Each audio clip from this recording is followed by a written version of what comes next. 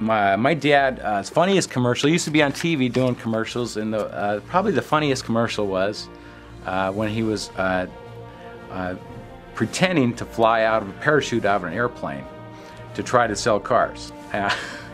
His head was on the film, and he had this parachute flying down to come to Pacific Lincoln Mercury to buy a new car. So that was probably the funniest promotion.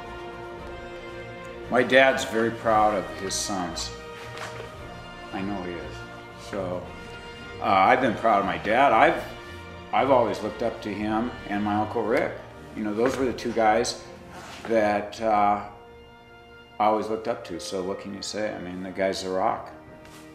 Well, looking back, Dad, some of the proudest moments I've had is when you gave me the opportunity after I graduated from Seattle University, you being there to bring me into your business. As a leader of the business at such a young age, I was 22 years old, and you made me vice president of your company, and I was very proud of that moment. And then shortly after, you sent me to the National Auto Dealers Academy School, that year-long program that you sent me to. Graduating from that was a proud moment, Dad. I've been with Fred Meyer for 35 years. Left there probably after 15, so this is probably 20 years ago, 18 years ago, I don't quite remember, maybe it's 22 years ago, but he asked me to be the general manager down at his dealership, which I'm very proud of. My dad working up from a car salesman, owning his own dealership. And if you know my dad, he doesn't coach, teach, or train necessarily. He has a lot of knowledge, he can, but his way is, here you go. So first day on the job, never had any car sales experience, but he pulls me in and somebody's working on, one of his salesmen are trying to close a deal. He just grabs me and says, okay, get in there, close this deal, Ted, go make it happen. I barely knew the words closing the deal. So that was pretty darn fun. So I don't think I ever closed the deal. I got close, but it was quite a learning experience. But that's my dad, you know, get out there and get wet behind your ears kind of thing. So. And he put almost 40 years of his life into that, his heart and soul into making sure that was a success. And I was fortunate to be able to work in my life since I was 15 years old. I worked over 20 years with my dad.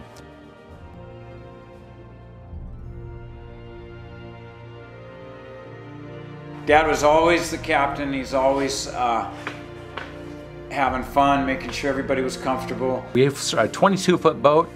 It was our first boat when I was probably 3 years old. And then he traded that boat in for a 27-foot Chris craft. Then he traded that boat in a few years later for a 30-foot Tolly craft. Then he traded that boat in for a 36-foot Trojan. Then he traded that boat in for a 48-foot Chris craft, and then he traded that one in for a 50-foot boat, and that was in 1982. And ever since that's the Jubilee, and he's had that boat for 5 years plus. And there's been a lot of good times and a lot of good memories growing up with my dad and my mom on the boat. He would bring his friends on the boat, and he would bring his relatives. And after you learned real quick that he was the captain. He would be yelling at people that you're doing it wrong. Or get off the boat and wrap the boat. I don't still know the stern from the whatever it's called. Wrap the boat around this as we're docking, or get in the dinghy and do this and that. And he'd be hard on people, but once you got to know Mike O'Brien, though, you know that his heart was in the right spot. And you learned that all the yelling he didn't mean much after you knew him.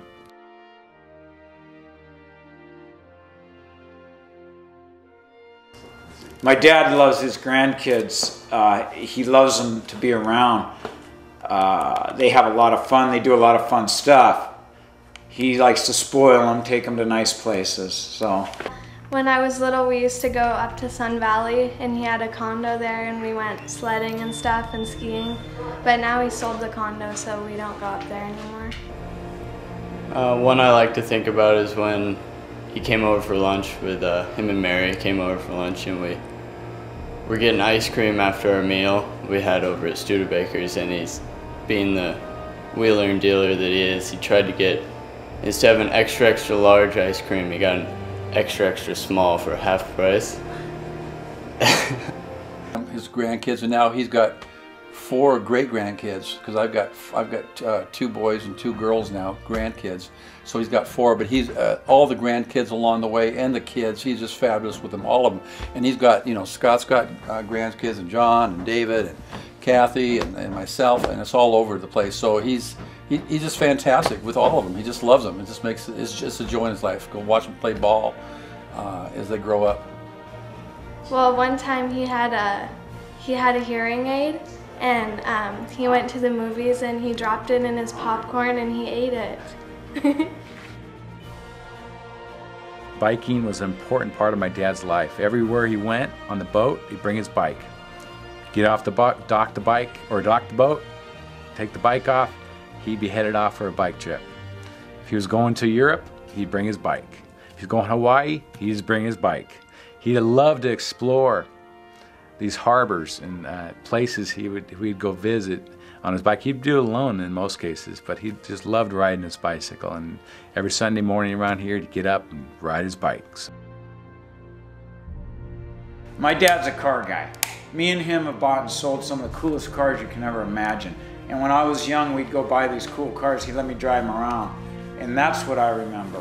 What were some of the cool ones? Oh, we had Jag convertibles, Panteras, Ferraris, classic cars, and it goes on and on and on. Camaros and Corvettes. And his love for cars, he had a true passion for cars. I mean, he had a, I think part of his success was his knowledge of a good used car. And, you know, to be successful in this industry, you had to have a successful used car department. And he had that internal knack for knowing the right car, and you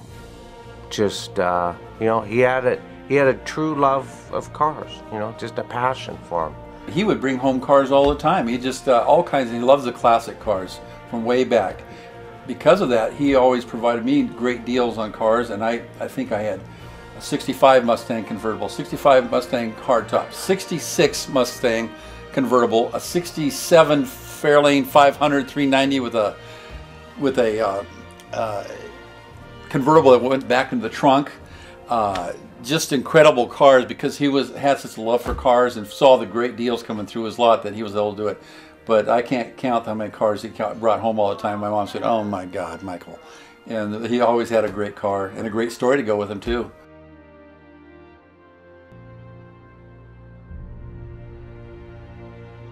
the O'Brien name is very famous in Ireland. Brian Boru was a great warrior in Ireland, and the history goes way back, and the O'Briens were royalty. Family is the reason he's done everything in his life.